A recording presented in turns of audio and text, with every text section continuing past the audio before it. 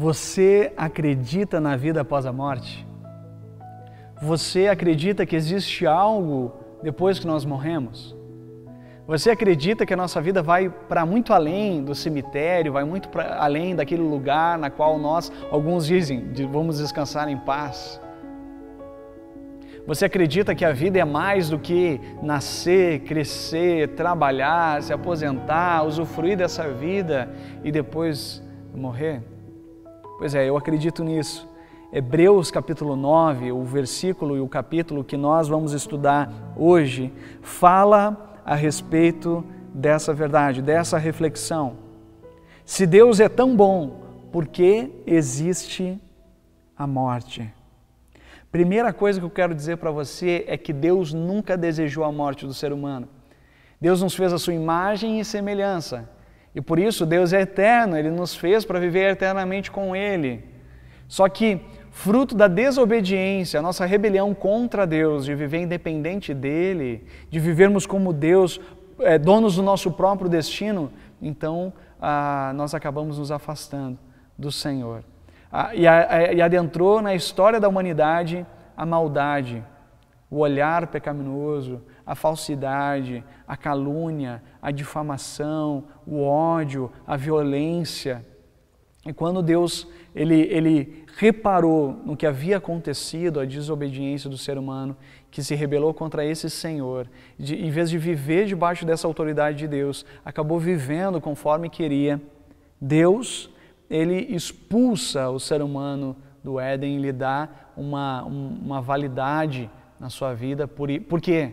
Porque Deus não queria que o ser humano comesse da árvore da vida e vivesse para sempre debaixo do caos na qual nós vivemos hoje. Por isso a morte, em primeiro lugar, Deus não quis. Em segundo lugar, é misericórdia de Deus, porque Ele fez um plano de nos resgatar em Jesus, para nos restaurar conforme aquilo que Ele fez, nos criou lá no princípio. Terceiro aspecto que a gente vê aqui em Hebreus também, é que a consequência da rebelião foi a morte. Por isso, para que alguns pudessem viver, outros precisavam morrer. E já em Gênesis capítulo 3, versículo 21, diz que Deus fez roupas de pele para Adão e Eva. Ou seja, um animal teve que morrer para que eles cobrissem o seu pecado. Ou seja, eles se sentiam envergonhados ao se verem nus. E esse pecado acabou gerando a morte de animais. E ao longo de todo o Antigo Testamento vai sendo construído essa ideia de sacrifício, para que o nosso pecado tem consequências, e a consequência é a morte. Logo, a escolha é só quem é que morre, não se alguém precisa morrer. E no Antigo Testamento fica bem claro que são os animais que acabam morrendo. E lá em Hebreus, capítulo 9, versículo 22, diz que sem derramamento de sangue não há perdão.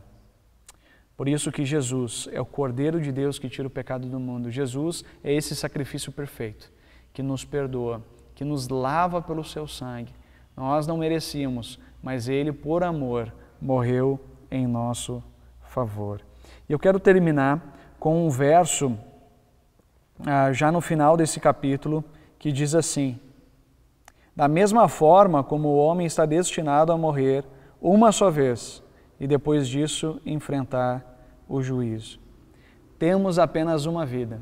Deus nos criou como seres únicos, Deus nos criou como seres únicos para a sua glória e para a sua honra, por isso nós não teremos outras vidas e nem viemos de vidas diferentes, vidas pregressas, porque Deus nos fez com uma personalidade única. Deus nos colocou como um autor da vida no momento histórico na qual nós estamos vivendo. Nosso Deus é um Deus de propósito, o nosso Deus não é um Deus do acaso, o nosso Deus é um Deus intencional. E Ele nos fez hoje, no nosso tempo, na nossa época, para desfrutar nesse tempo que nós temos e depois enfrentar a morte. Não há outras vidas, a não ser essa que nós vivemos, por isso devemos valorizá-la. Mas em segundo lugar, nos mostra que todo o sofrimento que nós temos vai ter um fim. Todo o sofrimento, consequência desse pecado, do afastamento de Deus, vai ter fim. A morte é esse fim para aqueles que confiam no Senhor Jesus. É o fim dessa vida de violência, de maldade, de afastamento de Deus e o início de uma vida plena ao lado de Deus, onde vai reinar a bondade, a gentileza, a graça, o amor, onde Deus será tudo em todos.